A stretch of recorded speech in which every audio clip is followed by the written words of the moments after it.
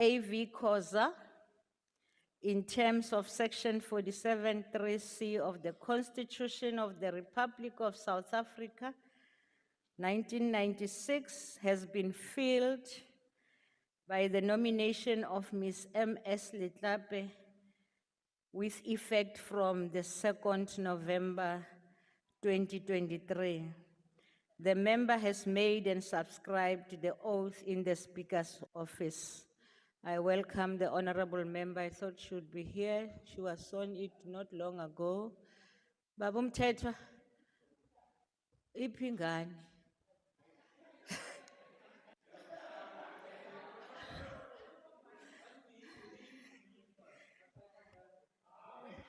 Okay, it's not long that we were with her, so I don't know what happened. Anyway, honorable members,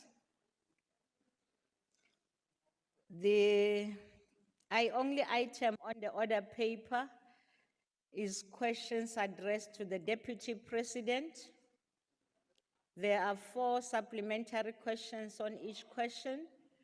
Parties have given an indication of which question their members wish to pose a supplementary question. Adequate notice was given to parties for this purpose. This was done to facilitate the participation of members who are connecting to the sitting through the virtual platform. The members who will pose supplementary questions will be recognized by the presiding officer. In allocating opportunities for supplementary questions, the principle of fairness, among others, has been applied. If a member who is supposed to ask a supplementary question through the virtual platform is unable to do so due to technological difficulties, the party whip on duty will be allowed to ask the question on behalf of their member. When all supplementary questions have been answered by the Deputy President, we will proceed to the next question on the question papers. Members asking supplementary questions or raising point of order may remain seated when doing so. Honorable members, there was a request to the Office of the Speaker by the Office of the Deputy President, as he is assigned on official duty to Saudi Arabia, and he has to board as soon as we finish, so he's going to be on virtual. Thank you very much. As we proceed,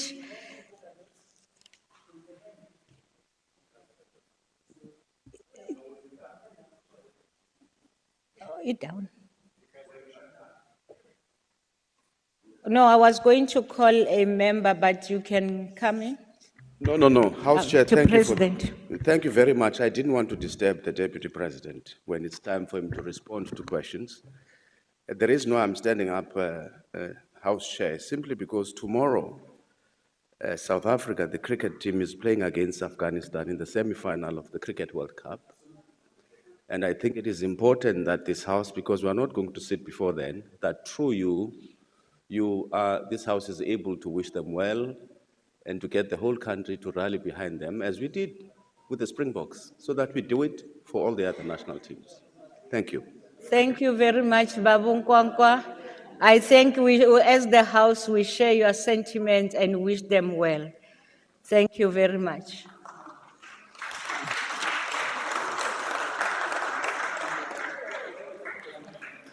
The first question, which is question number 19, is asked by Dr. Lotriet to the Deputy President. The Honorable, the Deputy President. Thank you very much, Honorable House Chairperson, and good afternoon to all members. Honorable House Chair, in addition to other responsibilities that the President has assigned to me, I also serve as a leader of government business responsible for the following: monitoring the implementation of the legislative program in Parliament. This includes tracking the procession of priority bills. Second, introducing measures to effectively monitor and improve the quality of legislation submitted by the Executive Council. In line with these responsibilities, we have introduced the following measures. There is a dedicated official in the Office of the Deputy President responsible for tracking legislation as introduced by the Cabinet. Second, all bills are tabled before Cabinet committees before being submitted to Cabinet for final approval. Bills that do not meet the required standards are not submitted to Cabinet, but rather they are sent back to the relevant departments for further work. All Cabinet meetings have a standing agenda item for the leader of government business to report, especially on legislation. The Deputy President, as a leader of government business, reminds all ministers in writing to submit priority legislation on time and in line with the Parliament program. In this regard, the Deputy President, as the leader of government business in Parliament, convenes regular meetings with the Speaker, the Chairperson of the NCOP, and other presiding officers of Parliament in order to streamline legislative program. Honorable House Chairperson, I am pleased to report that Cabinet approved 42 bills on the 2023 legislative program on the 29th of March this year. As of the 26th of October this year, 22 bills on this program have already been introduced to Parliament and are broken down as follows. 4 bills pronounced during SONA by the President have all now been introduced. 17 mandatory money bills, 9 have been introduced. 9 legislation with constitutional court deadlines, 3 have been introduced. 12 critical priority bills, 6 have been introduced. The rest of the bills are currently being processed. In preparation for the next term, we will ensure that all the policy and legislative reforms introduced in the 6th Parliament are realized. I thank you, Honorable House Chairperson. Thank you, Deputy President. As I invite the Honorable Laureate for a follow-up question. Thank you very much, Chairperson. Deputy President, it is clear that these mechanisms that you have in place are not working. Not only are we sitting with a raft of bills to be dealt with before the end of term, but there is a very real possibility that many of these bills will lapse with no guarantee that they will be revived in the 7th Parliament. This tardiness becomes even more problematic when Parliament is not able to meet its deadlines set by the Constitutional Court and have to ask for extension upon extension. Judges have been scathing in their judgments about Parliament and ministers. And to add insult to injury, the negligence of members of the executive to submit legislation timelessly almost caused great embarrassment for the country. We would not have been able to celebrate the Springboks last week and their wonderful achievement if we weren't given a last-minute reprieve for not complying with the WADA anti-doping requirements. This was totally preventable by having proper monitoring systems in place that work to ensure the country at least have necessary legislation to ensure our international compliance. The same goes for the Electoral Act Amendment Bill. These are bills that can have serious consequences for the country, and it is unacceptable that it is left to the last minute. Deputy President, as leader of government business, will there be consequence management? Will you take action against these ministers? Thank you. Thank you. The Honorable the Deputy President. Thank you, Honorable House Chairperson. Honorable House Chairperson, let me reiterate once more that I have written to all ministers who wanted to introduce priority legislation. We did set deadlines. I must say that many of the ministers complied, and we did put a deadline to say beyond this point, we are not taking any more bills, because I think it's important that we give Parliament an opportunity to be able to have time to process these bills. So you are quite right, Honorable Member, that if we bring bills late, it creates a problem, because many of these pieces of legislations are required out there in society. So yes, we have strongly stressed to ministers that legislation must come on time. In fact, we've agreed with the President that if ministers don't bring legislation on time, they won't see the light of day, because they have to go to cabinet committees to be processed to ensure that the quality is okay before they can go to cabinet. We will consider what other further measures we will take in case the problem persists. But so far, all the bills that were required for this year have gone through past cabinet, and I do hope that Parliament will be able to process them. Thank you very much, Honorable Member. Thank you very much, House Chair. Thank you, Deputy President. The Honorable Khadebe. Thank you, Honorable Deputy President. We appreciate the fact that the executive is committed to the radical socio-economic transformation of the country, as articulated in the Freedom Charter.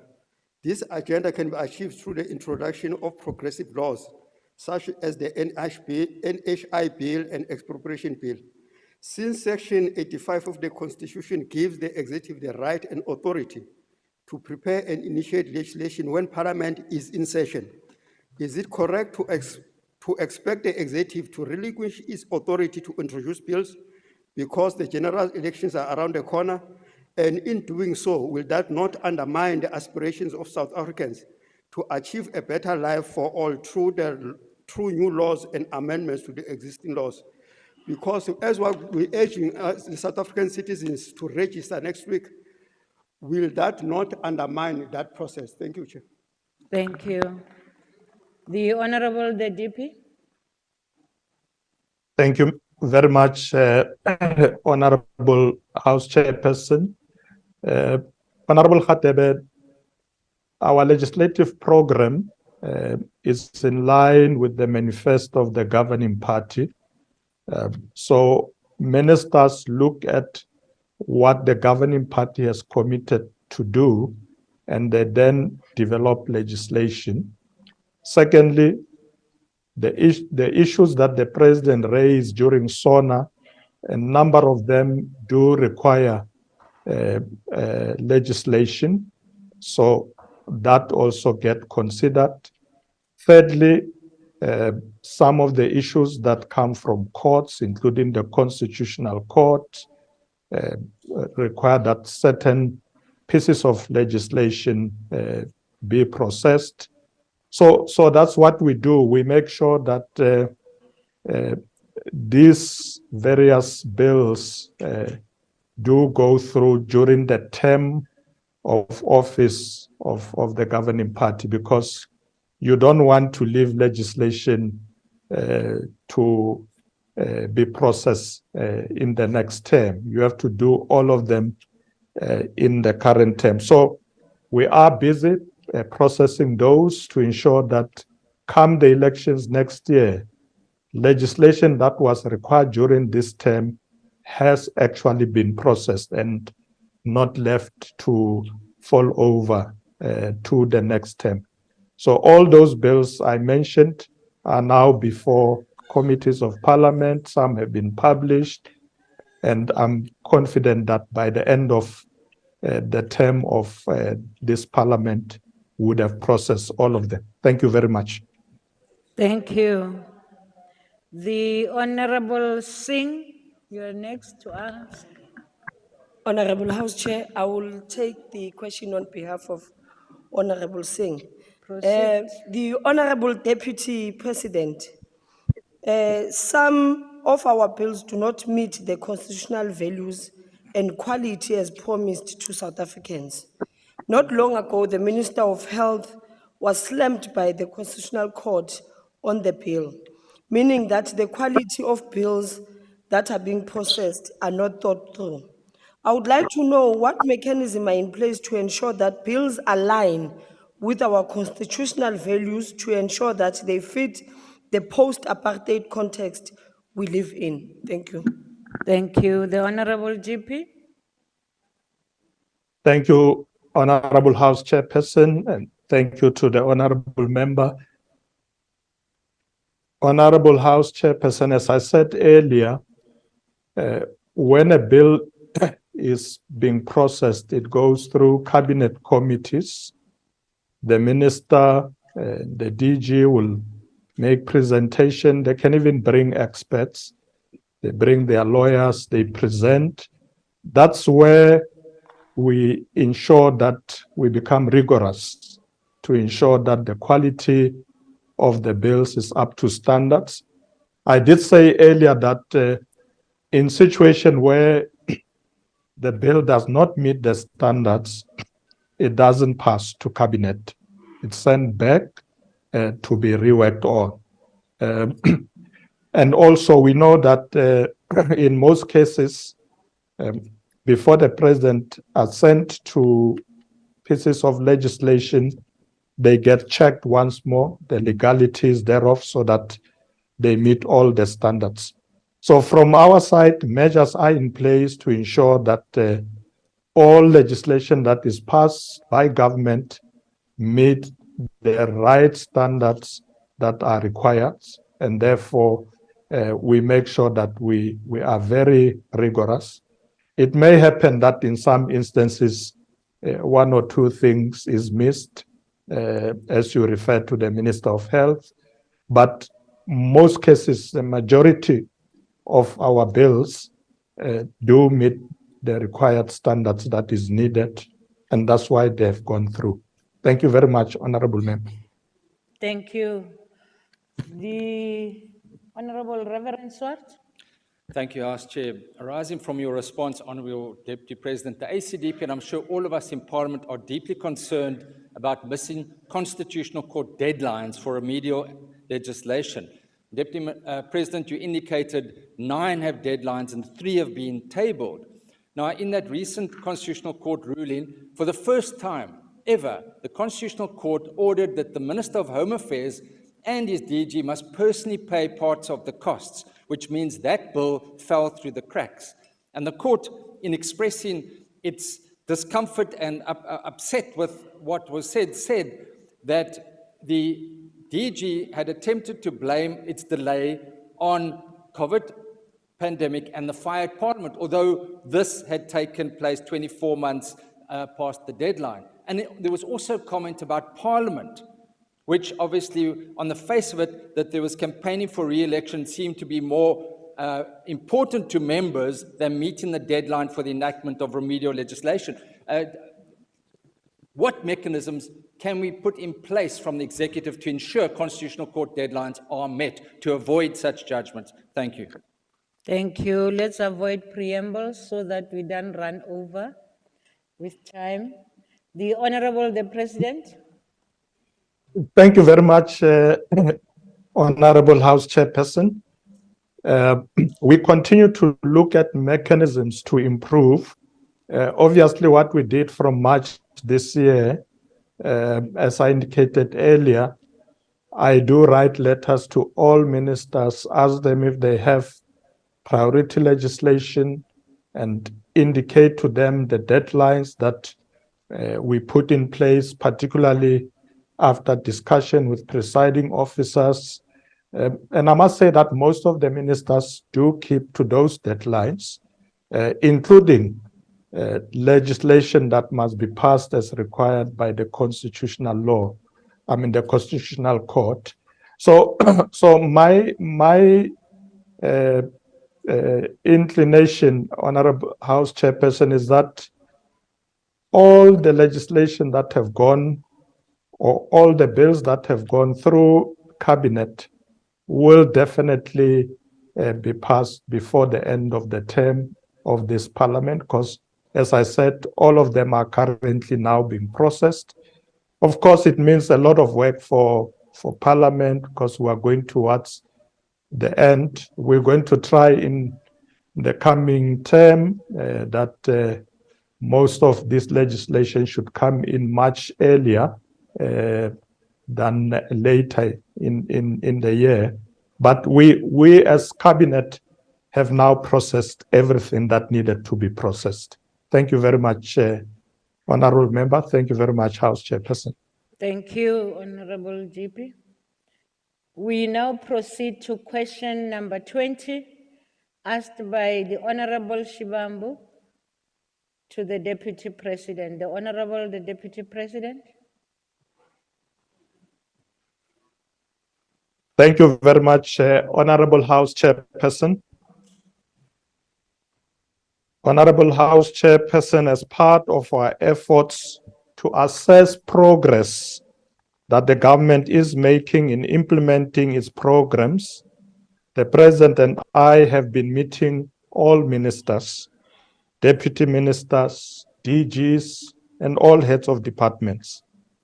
In this regard, the President and I have had the opportunity to also meet the Minister, Deputy Minister, and the Commissioner of Police to brief us on the work that they are doing, the plans that they have to fight crime in the Republic of South Africa. The ministry currently is implementing Operation Shanyela, a comprehensive plan to combat crime throughout the country. The plan includes clamping down, amongst others, on illegal mining and other serious crimes. The South African Police Services has established specialized units to work with business, private security, state-owned enterprises to tackle illegal mining, the construction mafia, cable theft, the vandalism of economic infrastructure, and also gender-based violence. The minister also announced that recruits are being enlisted to increase the capacity of the police.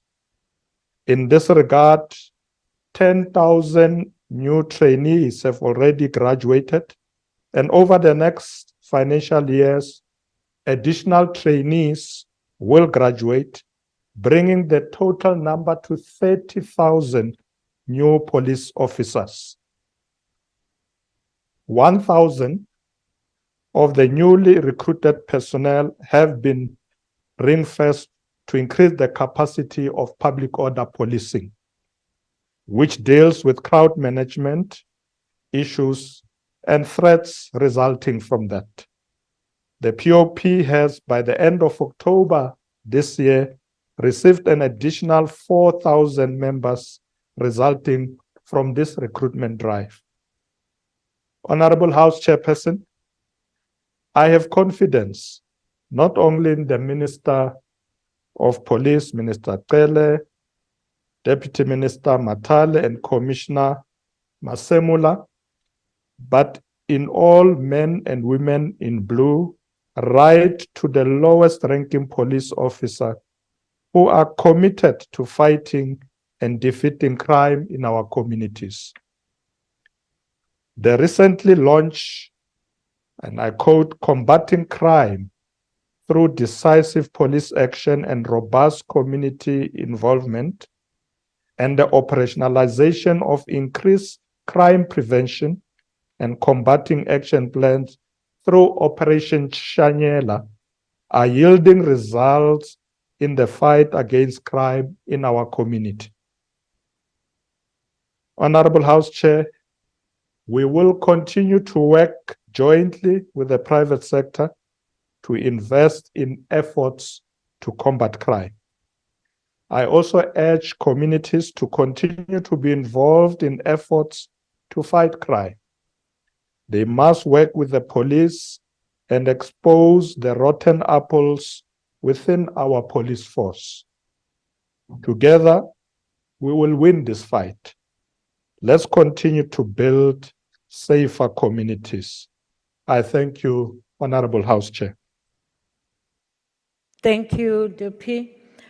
I am told that Honorable Mthethwa will take charge of the follow-up question on behalf of Mr. Shibambo. Thank you, Chair.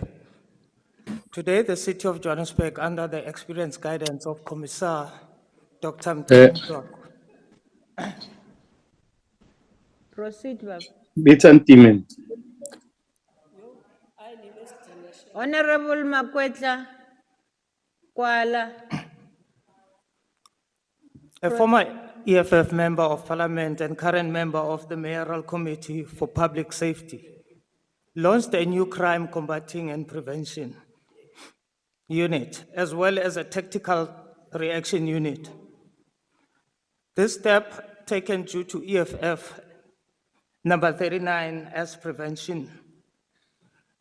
Realization that SABC lack the capacity and willingness to adequately address the surge in the city crimes, such as robberies, cash in transit, heist, and theft, marks a significant move towards restoring order in the city. In order to extend this initiative, can you commit to engaging with the City of Johannesburg, particularly Dr. Commissar Tswaku, to establish these specialized units across local government? Additionally, would you consider proposing a conditional grant dedicated to funding these units in metropolitan municipalities? Thanks, Chair. Thank you. The Honorable, the DP. Thank you very much, Honorable House Chairperson. Honorable Mieni, please, actually, sorry, DP. Honorable members on the platform, please check your gadgets, all of you, and switch them off. No, we can't talk the same thing every day. It's too much now. We don't want to know if you are in or not. We have the participations list on our gadgets too. Proceed, Honorable DP, and my apologies for that. Thank you, Honorable House Chairperson. Honorable Mthethwa, the approach to policing over a number of years now has been to integrate our approach. So the South African Police Services does work with the municipal police, or some are called metropolitan police, throughout the country. So indeed, we will ensure that the SAPS does work with the City of Johannesburg as they are supposed to. And they are supposed to work with all other cities because we will succeed to combat crime and defeat it if all the security forces work together and not in silos. And this is an approach that has been pursued now over a number of years. And I think it will be important that it continues to be pursued, including in the City of Johannesburg. We do want to see the City of Johannesburg working closely with the SAPS. And as I said earlier, Honorable House Chair, the South African Police Services do also work with private security companies. We enlist the services of the private sector where necessary so that we can ensure that we increase our efforts to combat crime. So the answer is yes, We will work with the city of Johannesburg as we continue to work with all other cities. Thank you very much, Honorable House Chairperson. Thank you. Honorable Mahambe Hlala. IT, please assist me. Just mute everybody whose mic is open. Please assist me. Babu Kaba, uthunyiwe. Thank you, Honorable Deputy President. Deputy President, the fight against crime... Honorable Kaba, I'm sorry, you are tall. That thing is, no, don't sit down, just try to bend. It's not very long. I will do, Honorable Speaker. Thank you. Thank you very much, Chair. Thank you very much, Honorable Deputy President.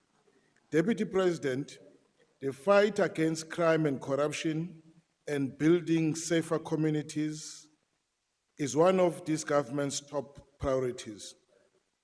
In line with that, the President of the Republic of South Africa directed that significantly more resources be made available for the police, the NPA, and a special investigating unit, and that these agencies be beefed up with resources, skilled and professional individuals, including ensuring that the investigative directorate is established within the NPA to boost the country's fight against crime and criminality. Deputy President, what progress is being made to give effect to this strategy in order to decisively deal with impunity, general lawlessness, and restore confidence in our crime-fighting structures? Thank you so much. Again, preambles. Those who are coming now, I'm not going to allow you. The Honorable, the DP. It's Thank 1 you very minute. much. Thank you very much, Honorable House Chairperson. Honorable Kaba, yes, the President has ensured that there are a number of initiatives that have been put in place to ensure that we deal with the problem of serious crimes. As you are aware, the investigative directorate within the NPA is tasked to deal with many of these matters, investigate serious crime, corruption, etc. And they are empowered by the Prevention of Organized Crime Act, which has been passed to ensure that they can do this work. There are other pieces of legislation that are also in place to assist in combating this serious criminal activities, including corruption. One of them is the Protection of Constitutional Democracy and Terrorist and Related Activities Act. We also have in government, particularly for government departments, to deal with corruption, the PFMA, well known to many of us. There's also the Financial Intelligence Center Act that is in place. So there are a number of these pieces of legislation, Honorable Kaba, that are in place, and I'm convinced that given all these pieces of legislation, we will be able to succeed to deal with serious acts of criminality, corruption, because we have the capacity to investigate and to deal with all these matters that sometimes may seem complex. But these institutions like the ID have the capacity to be able to investigate. Thank you very much, Honorable Kaba. Thank you, Honorable House Chairperson. Thank you, DP. Honorable Wakefield. Thank you very much, House Chairperson. Deputy President, you know more than most people that lawlessness and violent crime is not just reserved for the criminals in our streets, but there are men and women in blue who commit some of the most violent crimes in our country. And you have personal experience of your own VIP protection unit committing the most violent assault on innocent South African citizens on the side of the N1 in 4 ways. So the question to you, Deputy President, is what discussions have you had with the Minister of Police to ensure that there are real and meaningful consequences for police brutality? These officers are back at work. This is unacceptable. We need to know what you are doing to curb police brutality and ensure discipline amongst violent SAPS members. Thank you. Thank you. The Honorable GP. Thank you, Honorable House Chairperson. Honorable Member, as I said earlier, members of the police are being trained and continuously trained. I did indicate earlier that within the next few financial years, 30,000 more police officers will graduate, and they would have received proper training. So the discussions that we had with the Minister of Police indicated that this is happening.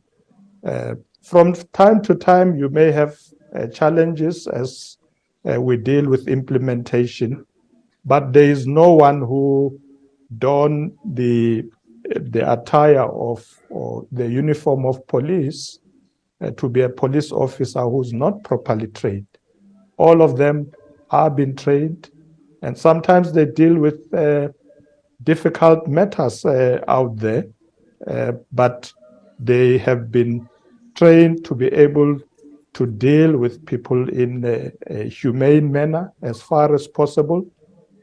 But outside the real world, we know we do have hardened criminals, and sometimes police then have to be able to act in a particular way to deal with those situations. But in most cases, they do apply what they have learned during training when they are at the police college. So I'm confident that South Africa will continue to do that, make sure that men and women in blue who are out there on the ground always implement the law and always respect the law. We know that when they don't do so, there are consequences. And they also know that if they don't behave in a manner that is lawful, they will face consequences as required by the law. Thank you very much, Honorable House Chairperson. Thank you. Honorable Kola Bornot and Honorable Papo, unfortunately, you are talking among yourselves and you are disturbing us. Honorable Thring. Honorable Deputy President, it is common cause that South Africans are under attack, and this attack comes largely from the criminal element throughout the country. One can speak of the construction mafia, the new avocado mafia, and the drug and human traffickers plying their trade almost openly in some instances in front of and with the tacit consent of SAPS. Mr. Deputy President, it has been said that the Scorpions had a conviction rate of some 90%. Currently, SAPS has a conviction rate of 10% for murder and rape and an overall conviction rate of 20%. Now, does the Deputy President agree that besides SAPS, all crime-fighting units in South Africa need to be adequately capacitated? And if yes, will this include giving the Hawks its original mandate as under former President Mbeki? And if the Deputy President agrees, what are the timelines and parameters of this capacitation? If not, why not? Thank you. The Honorable GP. Thank you very much, Honorable House Chairperson. Yes, indeed, I agree with the capacitation. In our meeting with Minister Cele, we were briefed with the President that that's what is now happening. I did allude earlier on to specialized units that are being set up to face particular kind of crimes. I guess that when you speak about specialized units, one could think, as the member is saying, about in the past the Scorpions. They may be called in different names, but the issue is, yes, let's put in these specialized units to face various challenges. There are armed robberies in our country, there are burglaries, there's gender-based violence, there's illegal mining. So specialized units are being set up and are being given the necessary training and the necessary support, equipments that they can use. We know that criminals are now very advanced using sophisticated equipment, so should be the police. So we will support our police to also be able to use new technologies to be able not to lag behind criminals, but to be more ahead in terms of the equipments that they have. So yes, Honorable Member, we will ensure that this capacity is given as soon as possible. I can't give at the moment the exact time frames on when everybody would have been trained. But as I said earlier, a lot of those who are already working do continue to receive refresher courses, train, but new ones are also being enlisted now. And by end of the next financial year, as I said, we will have close to 30,000 new police officers on the ground. Thank you very much, Honorable House Chairperson. Thank you, DP. We now move to question number 21, asked by the Honorable Malachi to the Deputy President. The Honorable Deputy President. Thank you, Honorable House Chairperson. Honorable House Chairperson, I'm pleased to report that together with the leadership of the Human Resource Development Council, the HRDC, we have completed the 10-year review of the HRDC. And as a result, we are refocusing the work of the Council. The work of the HRDC has successfully been strengthened through partnerships, particularly between government, business, academia, trade unions or organized labor, civil society, and other sectors as well.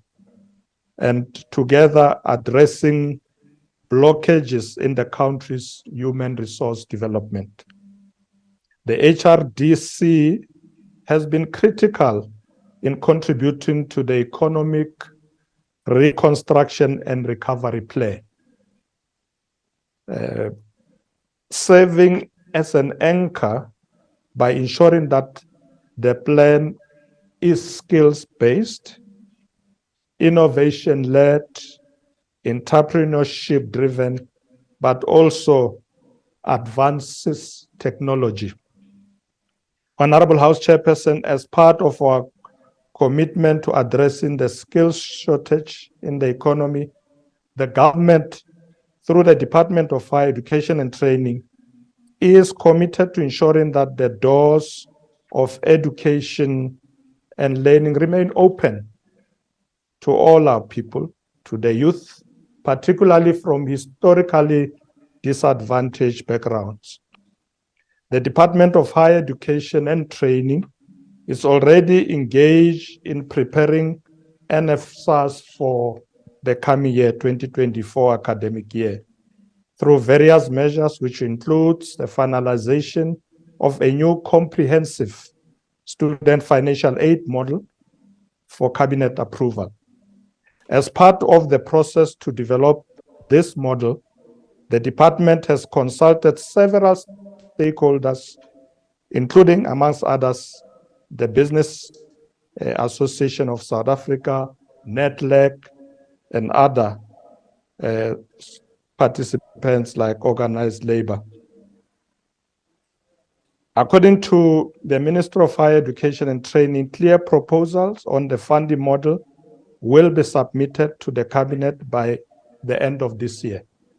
The proposed funding model seeks to ensure that in the new academic year, particularly 2024, there will be the following: a retention of existing funding for poor students in the income bracket of 0 to 350,000 per annum per household, a funding strategy for the missing middle, which includes engaging with the financial sector to support by providing loans to students within that bracket, and also an incorporation of undergraduates and postgraduate students in the funding model.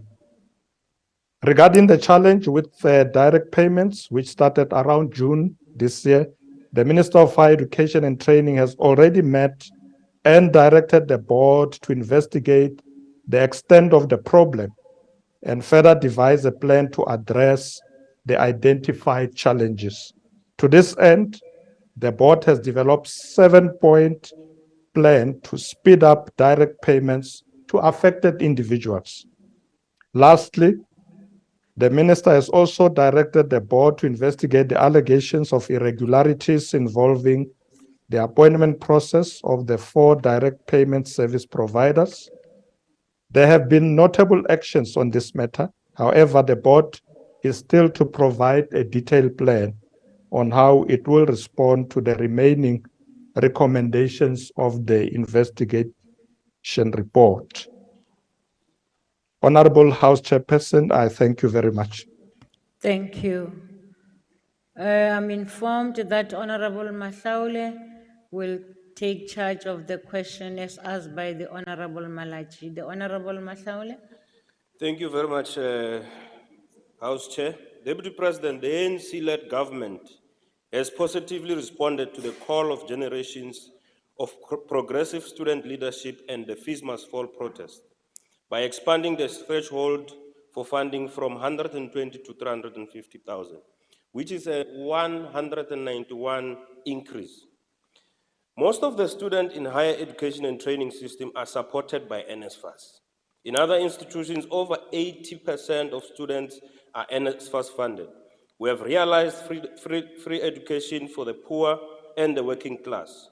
This is the ANC election manifesto commitment we have accomplished.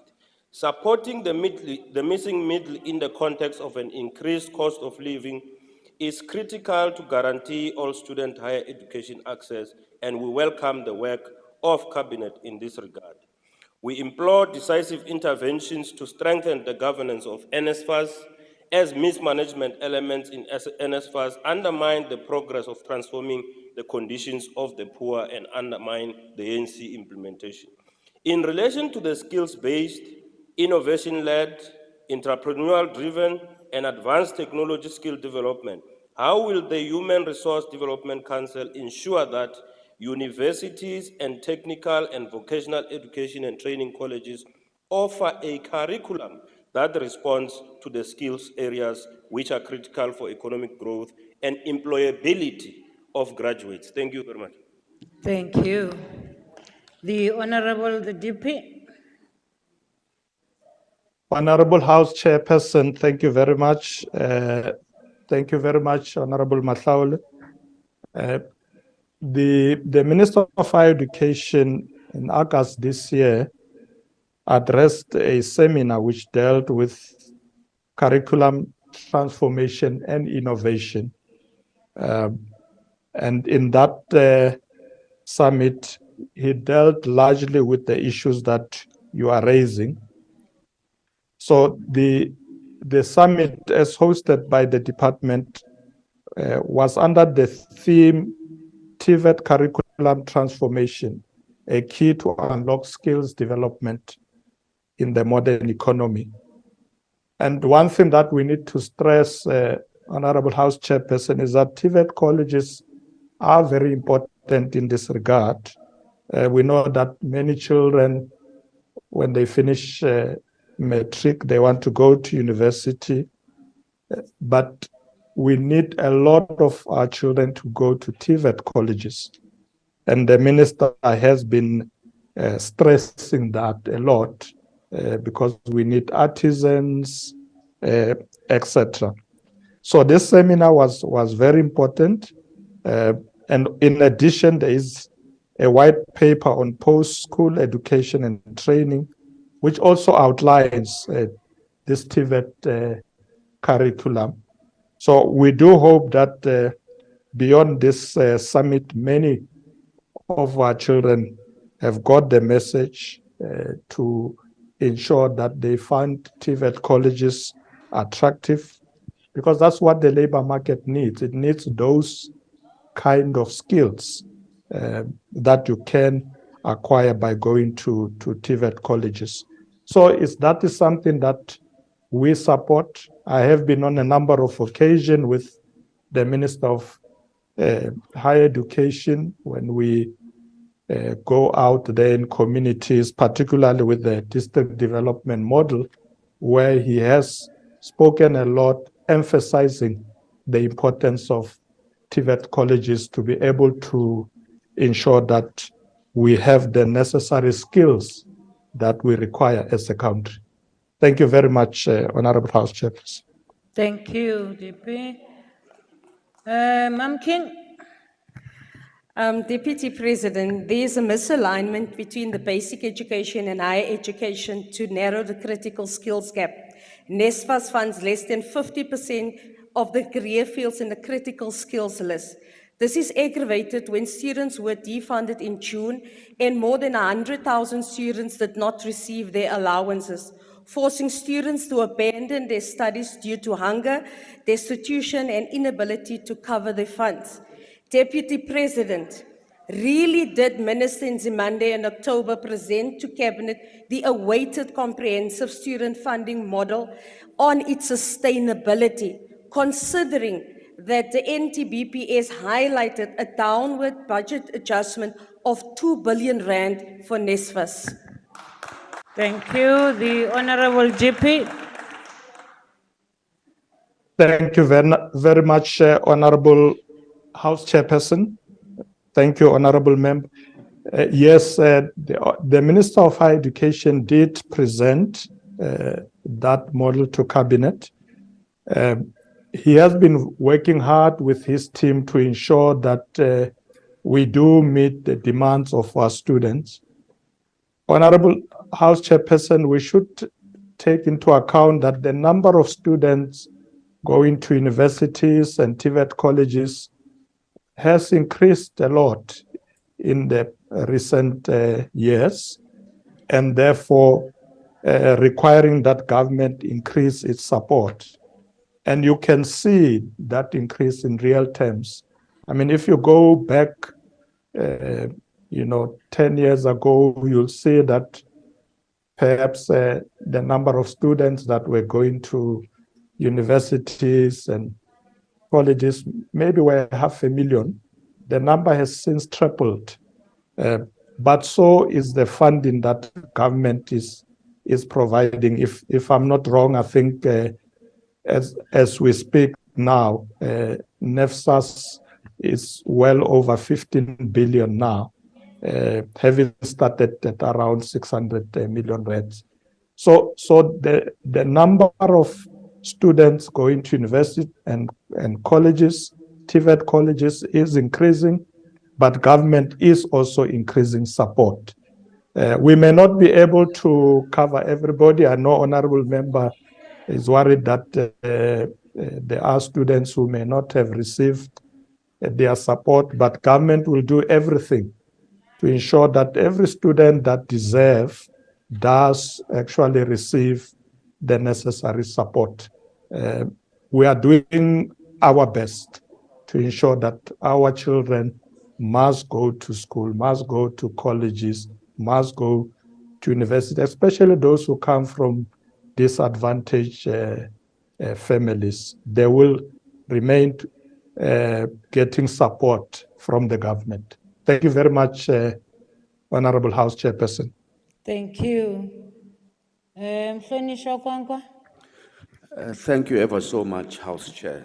DP, apart from the responsibility that the Human Resource Development Council of South Africa has of fostering collaboration between government and the social partners towards addressing the skills gap, have you taken into account the need to start mobilizing funding from the private sector and from those social partners in order to be able to close or deal with the resource gap that we require to be able to actually close the skills gap and ensure that we invest in human capital development as this country? Thank you.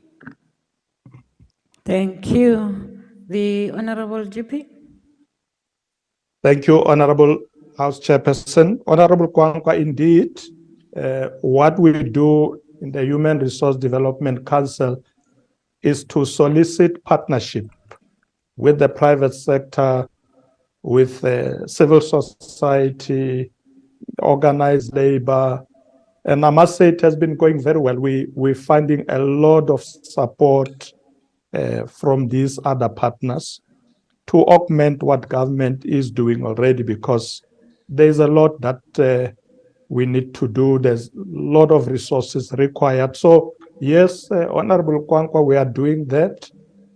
I think it's important that if we want to ensure that many of our children benefit and we can have the kind of skills we need as a country, efforts must come from many sides, not just government, but the private sector as well, civil society. There are a lot of organizations out there that are involved in training. There are a lot of organizations that are doing funding. So I'm happy that with the work of the HRDC, we are reaching out to many of these partners and they are coming on board. Thank you, DP. The next question is the Honorable Sheikh Imam. Thank you very much, Chairperson. Deputy President, I think we got it all wrong.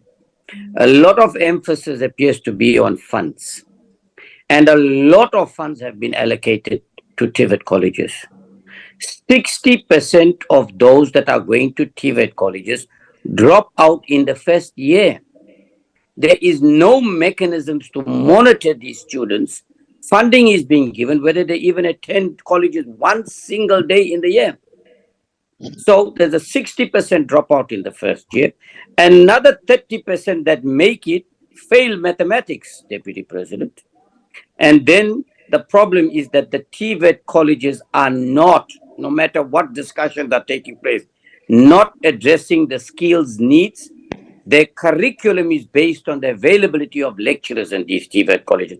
How do you intend addressing that with your counterparts to ensure that we prepare them based on the skills needs of this country? Thank you, Deputy President and Chairperson. Thank you, Honorable GP. Thank you very much, Honorable House Chairperson. Honorable Sheikh Imam, one of the things that we have been doing in the recent years is to invest a lot in education from the early age. It's very important that we invest in our children right from the early age, what we call early childhood development. Because when you do so, by the time the children come to secondary, high schools, even before university, they've already been prepared. So I agree with you that in the recent years we have experienced, quite a high number of children dropping out of school.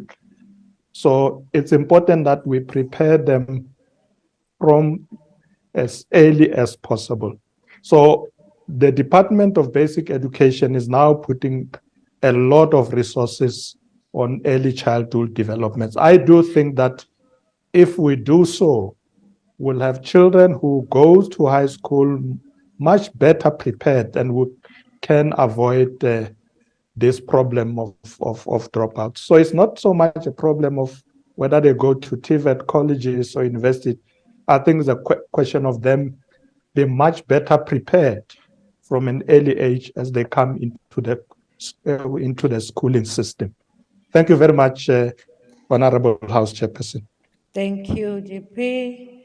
As we proceed to question number 22, asked by the Honorable Hlengwa, the Deputy President. Honorable House Chairperson, thank you very much. Thank you, Honorable Hlengwa. Honorable House Chairperson, Section 154 of the Constitution is important as it serves as a constitutional mechanism that effectively bolsters and fortifies the capacity of municipalities.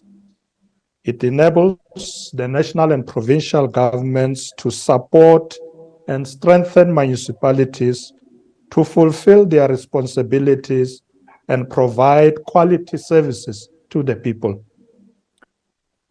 Whereas Section 139(1) of the Constitution prescribes that when a municipality cannot or does not fulfill its executive obligation in terms of the Constitution or legislation, the relevant provincial executive may intervene by taking any appropriate steps to ensure the fulfillment of that obligation.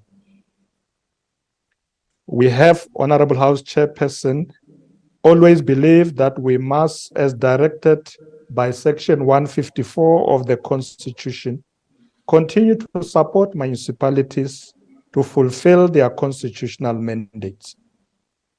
In instances where there are serious capacity challenges, we'll have to implement Section 139, which is, in my consideration, the last resort in this instance. Hence, informed by Section 154 and the Intergovernmental Framework, in October 2019, His Excellency President Cyril Ramaphosa launched the metropolitan version of the district development model. The President has always emphasized the need for an improved coordination and cooperation system for coherent planning and implementation between all spheres of government. Enhancing cooperative government through a district coordination model is to improve coherence and the impact of spatial targeting by all three integrated government spheres. For practicality, this integration is calibrated at the district and metropolitan scale.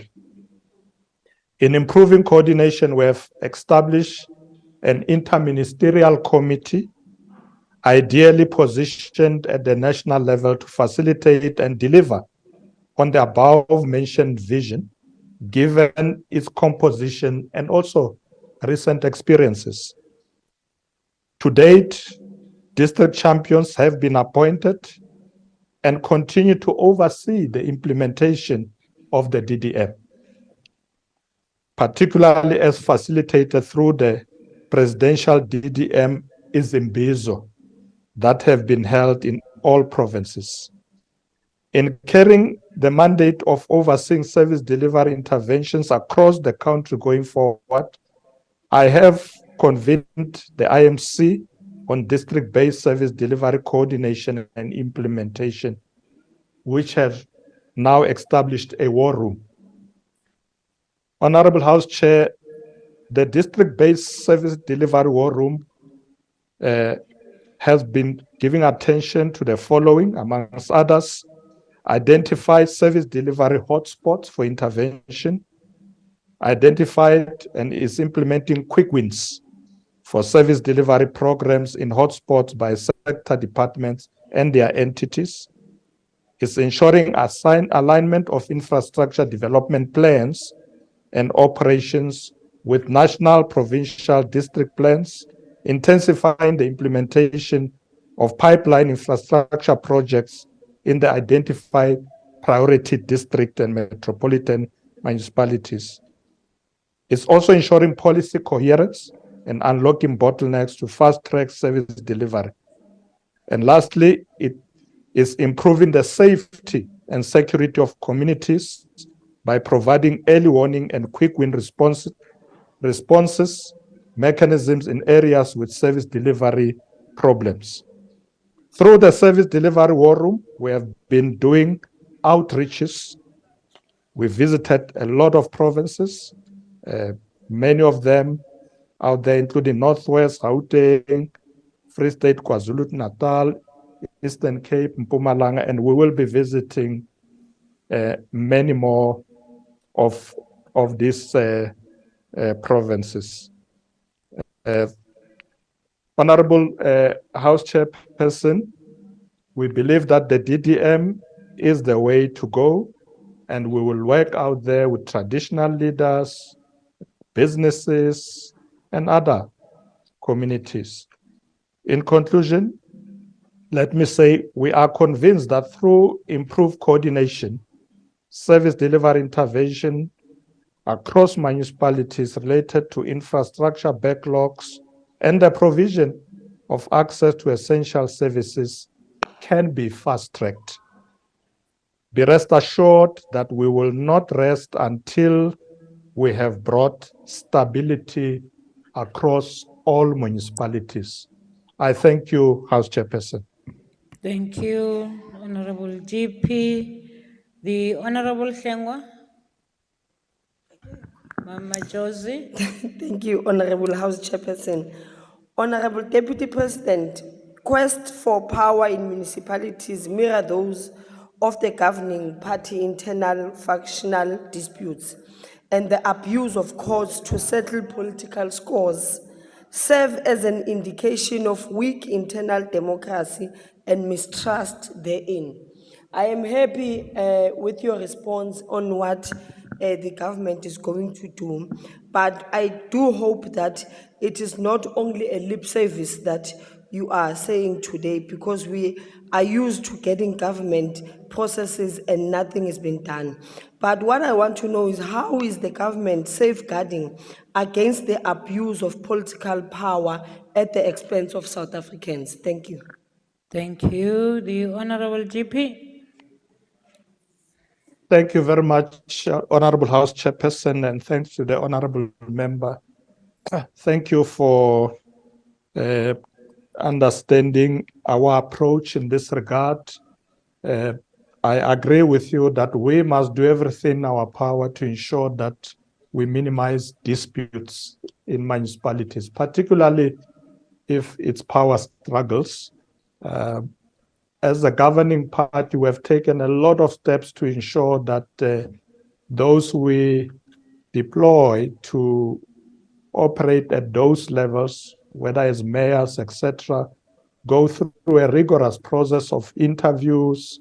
We select the best for the job and so on. It is human nature that in various spheres of life, you will have disputes, but we are doing our best to minimize them because, as you say, it does affect service delivery on the ground if people are not focused on the work, but engage in power struggles. We will definitely do more in this regard. We'll do our best. As I said when I concluded answering earlier, that we want to stabilize these municipalities because municipalities are really at the cold face of delivery. They are the closest to our people. And if there's a sphere of government that must work even better, it is municipalities. And rest assured, we are paying attention to that. Thank you very much, Honorable House Chairperson. Thank you, Honorable Member. Thank you. The Honorable North Nagel.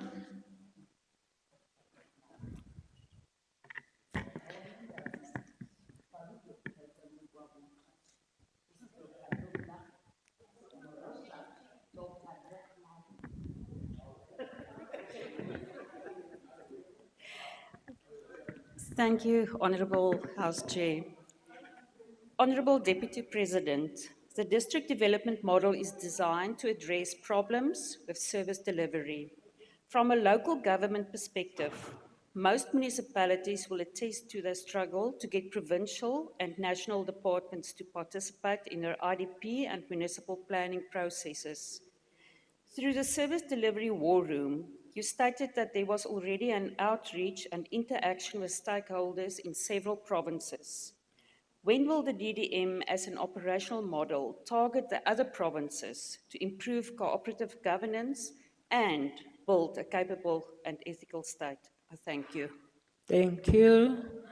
The Honorable Jeppe.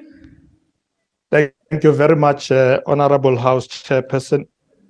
Indeed, Honorable Member, I did allude to the fact that we're doing outreach programs now, going out to provinces. One of the responsibilities that the President has assigned to me is the implementation of the DDM. And we felt that the best way to do it, in addition to the interministerial committee that we have established, is to do an outreach program to the provinces and actually go right to the ground, where we go to the districts levels, where we meet with people at those local levels. So we are doing that already, and I agree with you that we need to go to other provinces. We have already done 6. We have been to Northwest, Gauteng, Free State, KwaZulu-Natal, Eastern Cape, Mpumalanga. We still have to go to the other provinces. And when we go to these provinces, we meet with all stakeholders. We meet with provincial governments, the premiers, MECs, we meet with mayors, we meet with councillors, particularly your ward councillors, but we also meet with business. We also meet with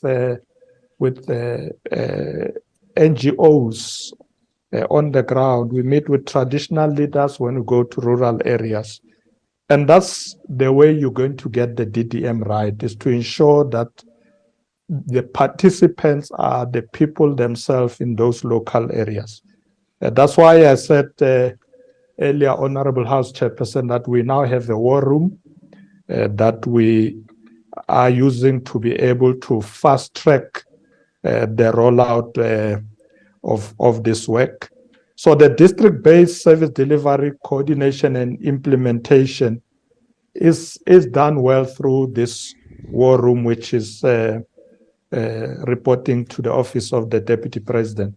So I'm convinced that this is the right way to go, Honorable Member, and as you requested, we should fast track our approach to reach all provinces. Thank you very much, Honorable House Chairperson. Thank you, Deputy Akbara Leadspace.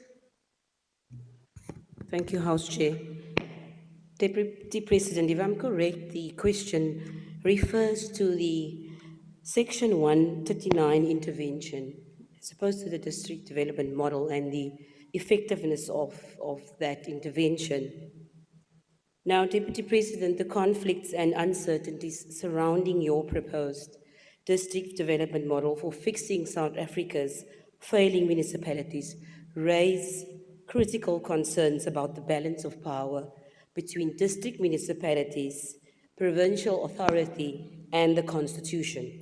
Deputy President, how will you ensure that the district development model in South Africa effectively addresses the fundamental problem of conflicting interests and uncertainties, particularly in cases where district municipalities seek to intervene in local government without undermining constitutionally prescribed provincial authority and the unique situations of distressed municipalities? Thank you. The Honorable the Deputy President. Thank you very much, Honorable House Chairperson. Yes, the Honorable Member is right.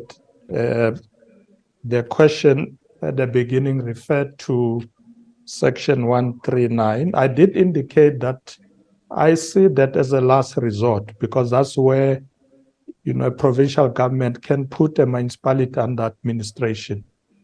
But the approach that we seek to take, firstly, is that of support. Support in various ways, and only when that intervention is not working, then we then consider 139. But coming to the DDM, yes, the DDM is a mechanism that we must implement but avoid disrupting the work of other spheres of government. It's not intended for that because the DDM does not have its own program. The DDM is a mechanism to ensure that government programs that already exist are implemented. When the president has delivered a SONA, premiers delivers their SOPAs, the executive mayors delivers their mayoral budget speeches. So the programs are already there. They are prioritized. The DDM is a mechanism for implementation. And the reason why it will be able to avoid destabilizing other programs or spheres of government it's a partnership approach. So when we go to these areas, we are received by the mayors. They invite the premiers invite the MECs, the mayors. So almost everybody is there because this is born out of the spirit of one plans. That yes, you have different plans, but bring them together. Because if we pull them together, we will make an impact. And that's really the gist of the DDM. Pull the plans together that exist, because in that way, you are aligning and you'll make an impact. So that's really what we do. But thank you very much for the question. Thank you, Honorable House Chairperson. Thank you, Honorable GP. As we call now on Honorable Dana. Thank you, House Chairperson. Honorable Deputy President, there are many municipalities where the last resort of Section 139 has been implemented because the so-called support was insufficient. And Section 139 in essence may be an effective intervention tool, but the implementation thereof is extremely ineffective under provincial and national government. For example, the Mafube local municipality in the Free State is currently under intervention for the second time. The first time from 2017 to 2019 failed. The current intervention instituted in 2022 is failing, with the council recently even requesting the intervention team to be replaced because they are incompetent, unavailable, and unable to properly intervene in the circumstances in which this municipality finds itself. And that's only one example. So, Deputy President, I would like to know who should intervene when the intervention fails? Despite your service delivery war rooms and service delivery hotspots and other plans that have little to no effect. When a municipality, being under intervention for nearly 4 years, still cannot manage to pay salaries or deliver basic services. Thank you, House Chair. Thank you. The Honorable the DP. Thank you very much, Honorable House Chairperson. Thank you to the member for the question. Well, let me just say that, as I said earlier, when a municipality fails, the first intervention is support.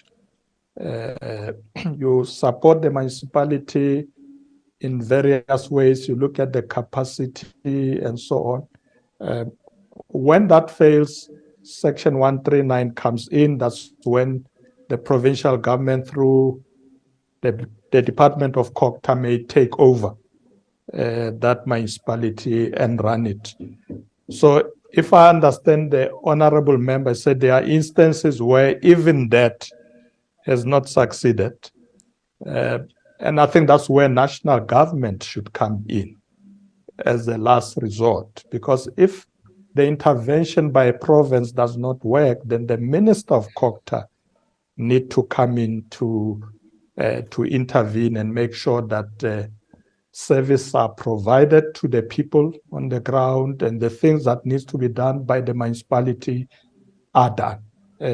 Because when you intervene, it's not so much that you put in new leadership at the local level. National government can go straight on the ground. We have done it in some areas where people didn't have water. Instead of, spending time thinking who should be the next mayor and so on, national government goes straight on the ground and provide water and such services. So yes, national government is in fact the last resort if everything else fails, to move into a municipality and make sure that people do receive their services. Thank you very much, Honorable House Chairperson. Thank you, Honorable DP.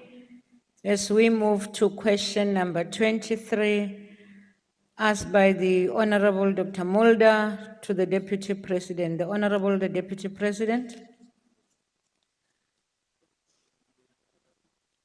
Thank you very much, Honorable House Chairperson, and thank you very much to Dr. Mulder.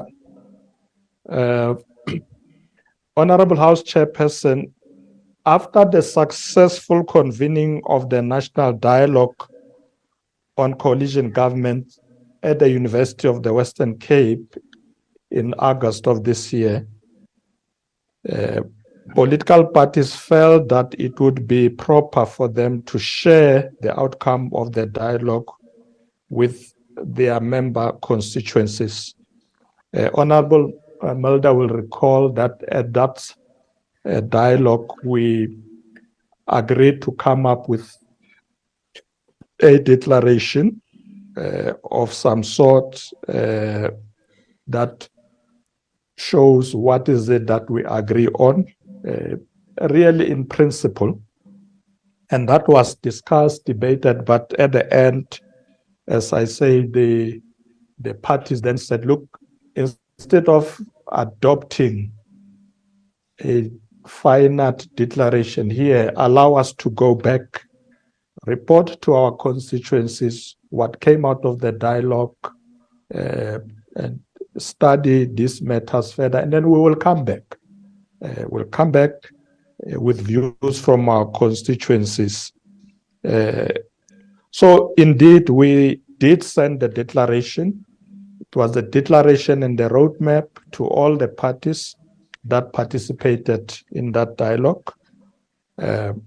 So where we are, we really want to thank the political parties that have submitted their input. Not all parties have responded as yet. I did say the last time I answered this question that it was only the IFP that has responded. I'm told by my office that there are others now who have also responded. We are compiling the list, but not everybody has responded. So we want to urge all political parties to submit as agreed so that we can then consolidate that report, prepare it, and submit it to Parliament before the end of this term. And that in that way, we would have concluded our work properly. So, Honorable House Chairperson, this is important because the dialogue is intended to produce a framework to urgently mitigate governance instability which pervades some of our municipalities that are currently governed by coalitions. So it's important that we finalize the framework. It will help us because we have seen the problems that some of our municipalities, particularly where there are coalitions, that people are not focusing on service delivery. And we want to ensure that there is a framework that can bind everybody to say what is important is service delivery to the people, good governance, ensure that there's resource mobilization that goes to serving communities, all these other issues. So I am awaiting a response from the rest. We will follow up with other parties, and we will then finalize that framework accordingly, and we will then bring it to Parliament for consideration. So that's where we are, Honorable House Chairperson, and I thank you very much. Thank you, the Honorable GP. Dr. Mulder. Thank you, Chairperson. Thank you to the Honourable Deputy President for the answer, for the reply. Deputy President, you will recall that at that conference, that's about 3 months ago, and the whole idea, as you correctly pointed out, was to try and find a framework so that we can take coalition governments in South Africa forward in a constructive manner. And I think there was agreement that everybody realizes that our democracy has developed to the point where coalitions are becoming a reality, and that we need to find some kind of framework.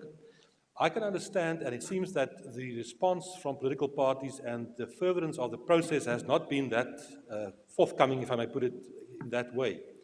I can understand that we still have time to try and get the necessary framework in place if you look specifically at local government and the next local government period that will start with the next election in 2026.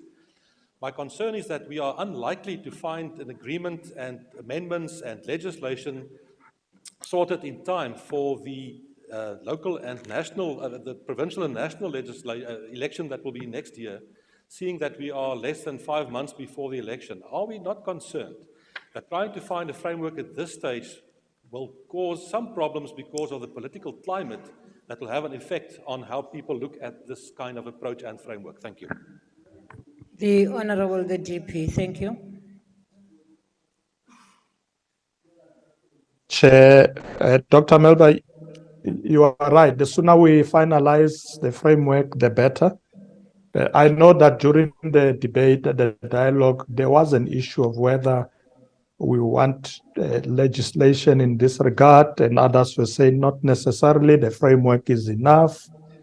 Yeah, there was also concern whether you want to rush the framework because you anticipate that in the coming elections in 2024, there will be a need for coalition. And we kept saying not necessarily, but there's already a reality on the ground in municipalities where this framework is needed. And it is true that, you know, when we started in 2016 with the municipalities, we were very unprepared for coalitions. We didn't have a framework. At the very least, each party had its own. And I think now we all came to the realization that we do need a framework. Should there be a need for legislation, that will be considered in the near future. But at the very least, I think we should have the framework concluded as soon as possible. So my office will remind all political parties to come on board so that we can do a consolidation of that report. Thank you very much, Honorable House Chairperson. Thank you. Potso e latelang e tla botswa ke Mme Majotina. Mandibulele kuwe sihlalo. Sekela Mongameli. Njengoko kubonakele uqulukubhede phaya komasipala xa kudityaniswa ulawulo. Ingaba okukongeza kwexesha ungakwazi ukusichazela into yoba la maqela ezopolitiko angekafaki izindululo zawo uwanika ixesha elingakanani na khona ukuze singavuli uhalala wento engapheliyo ngoba kuyonakala phaya ekuhlaleni kwaye noko ubunoyicacisa into yoba le nkqubo ilungiselelwa oomasipala bokuhlala asikafiki kulo ka-national nalo wephondo. Enkosi. Thank you. The Honorable the GP. Thank you very much, Honorable House Chairperson. Let me thank Honorable Majotina for the question. Honorable Majotina, ndizawufuna ukuba lo mcimbi suphelise before le parliament iqeda umsebenzi wayo. In other words, before the end of the term. futhi besifuna ukuthi le framework lesikhuluma ngayo isetshenziswe lapha kumasipala. Njengoba utsho ukuthi inkinga ayikhona lapha kumasipala kakhulu. So le framework le yafunakala, nizawabhalela lamapati amanye ukuthi ozani phela. Njengoba nithembisile ukuthi nisafuna ukuyobona ama-constituency wenu, awu seku 3 months manje, mababuye phela. So I'm happy to say that singayivuli lolo. So the cutoff is the end of this financial term, but I'm hoping, Honorable Majodina, that maybe even before the end of this year, we should get those responses so that I can bring them through to Parliament. Thank you, Honorable Chairperson. Dr. Schreiber. Thank you very much, Chair. Deputy President, I'm glad you mentioned some instances of dysfunction at local government level. And let's talk about one of those coalitions. In Johannesburg, roads are exploding and people are dying in building fires. Just yesterday, the DA won a court case which confirmed that the Joburg city manager was illegally appointed by the current coalition government. The truth is that Johannesburg is fast becoming ungovernable because its council is divided among 18 different political parties, including 8 parties which only have 1 seat each but hold the balance of power. This has been aggravated by the merry-go-round of motions of no confidence that we've seen there. Honourable Deputy President, given the way in which extreme political fragmentation has made functional coalitions impossible in Johannesburg, will you support the DA's motion to dissolve the Joburg City Council so that we can hold fresh elections where voters can restore stability? Thank you.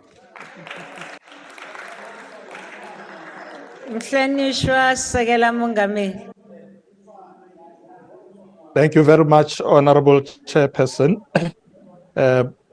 I have seen in the news a lot of stories about Joburg, and I've decided that the Minister of Cocta and myself should immediately intervene. So we will go to Joburg to deal with that situation. I often find that intervention of that nature is very helpful when you go to the ground, meet with the people, find out what the challenges are. If there's a need that we need to change people, that will be done. But we will let you know once we've intervened there, because I'm as concerned as you about Johannesburg. In fact, I live there, and I'm worried because Joburg is supposed to be the shining star. There was a time when we used to call it the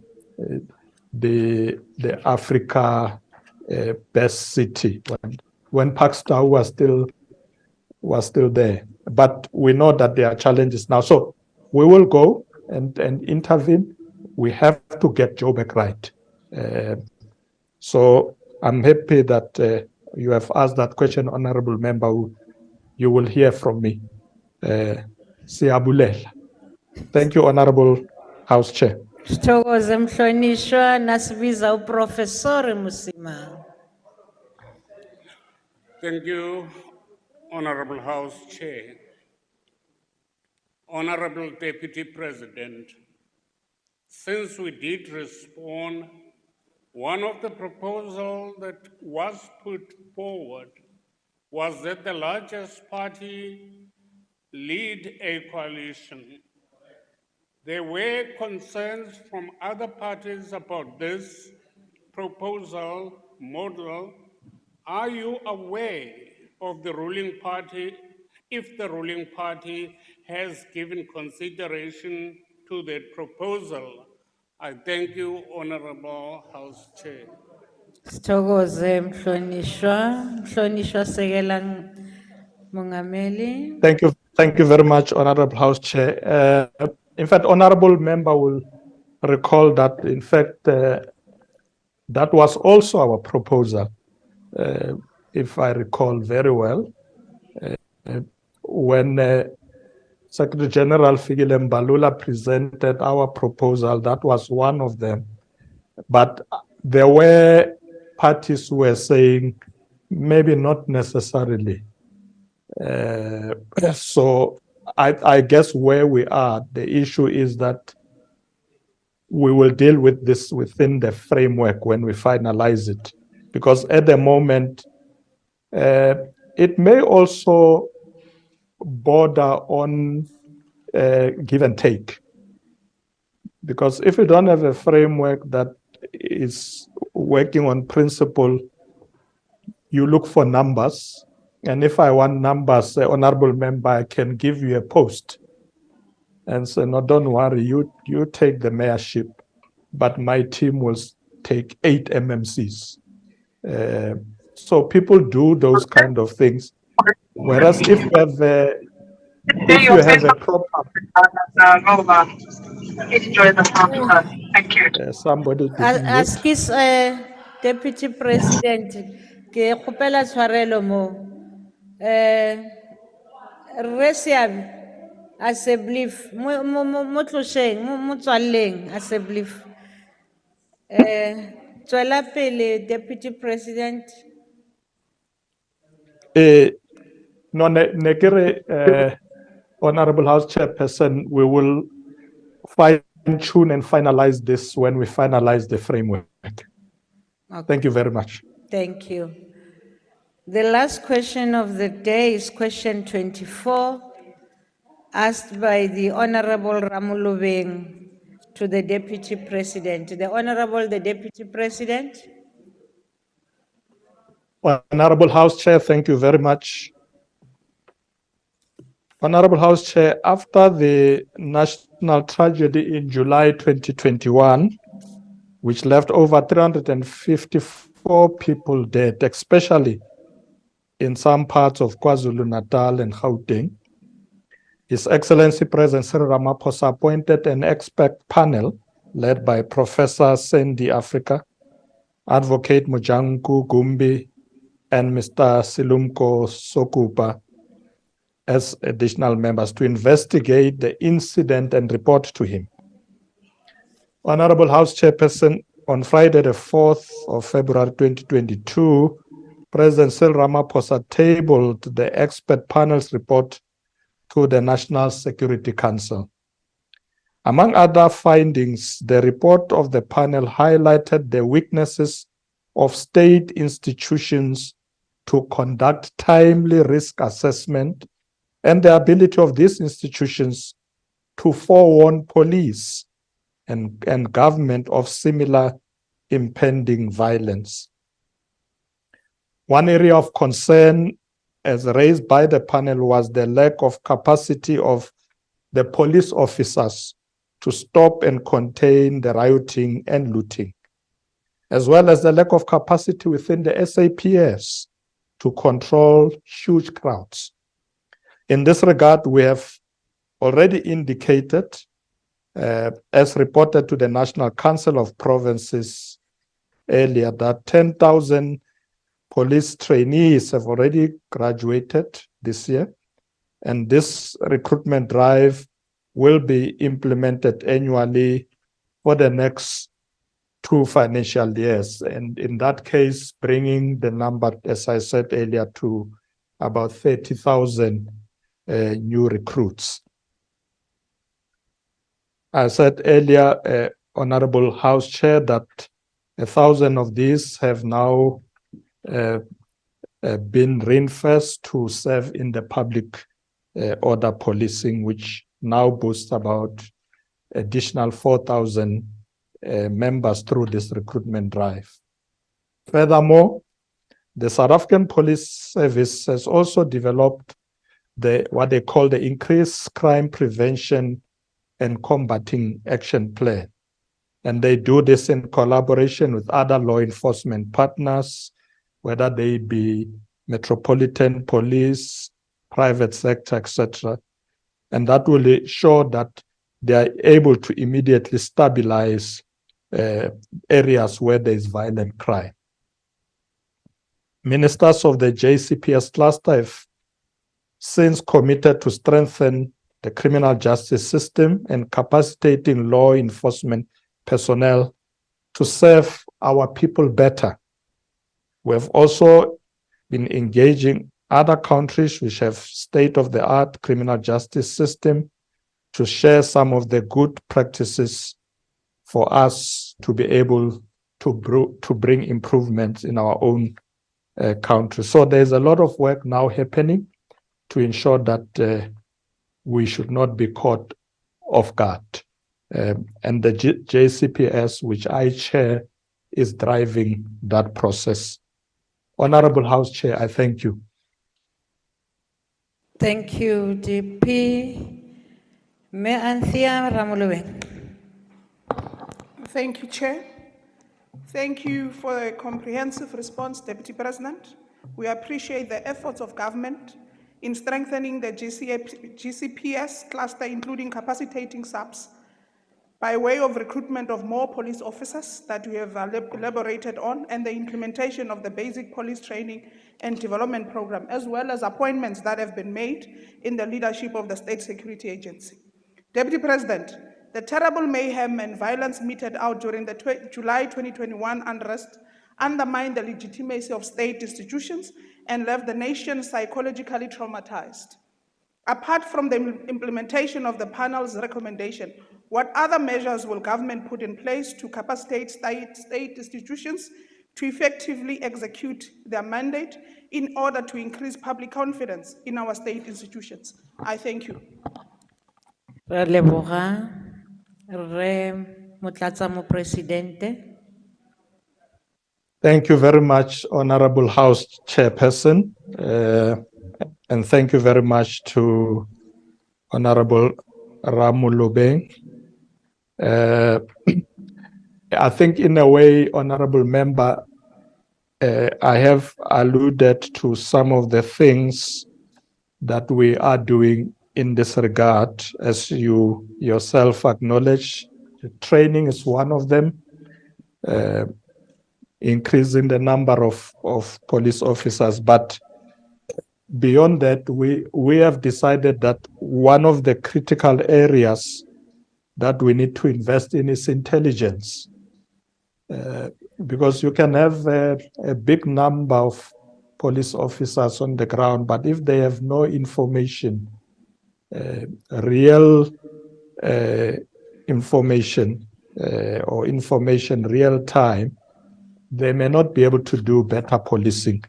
So we have agreed that let's also capacitate the crime intelligence unit within the SAPS, and also the investigate directorate. So many of these institutions need to be capacitated, as we spoke about it earlier, because once you do so, then they give capacity to men and women on the ground. They operate with knowledge, they know what they can expect, what is coming. And that's really what we are doing now to ensure that these institutions are capacitated. And they must be able to deal with all sorts of complexities that they find on the ground, corruption, criminality. So we expect that the National Director of Public Prosecution will play a leading role in this regard to ensure that we improve in the way we do our work. Thank you very much, Honorable House Chairperson. Thank you very much, Honorable Ramulube. Thank you. Akhbaralit Kakhla. Thank you, Chair. This Parliament is littered with experiences of investigations, panel reports, commissions. The High-Level Review Panel report of 2018 has the majority of its recommendations still unfulfilled. The Zondo Commission, where we've seen no arrests, despite astounding revelations. And this expert panel report specifically about tasking security institutions to forewarn the police and government of impending violence was much praised in July last year. Then how was it that this country was surprised by the burning of its 21 trucks this year. Again, no warning arrived despite the billions spent on the security services. Once again, our police were caught with their pants down. The violent protests and crime rates are soaring. So it seems to me your words ring rather hollow, and that this latest panel was just another smokescreen to make it look as though you're doing something when in fact you're achieving nothing. Do pinpoint for this House what exactly has been achieved by commissioning this no doubt horrendously expensive expert panel report. Thank you. Motlatsama President. Thank you very much, Honorable House Chairperson. I see the member is giving up too early. I've just said that the President received the report. We are now busy with implementing the report. You know, things don't happen overnight, Honorable Member. We have to train people. We have to put capacity. So watch the space. There will be improvement, but things won't happen overnight. I know you are a bit impatient, but be assured that the government is on top of the situation. Thank you very much. Sithokoze. Mhlonishwa Mkhwebane.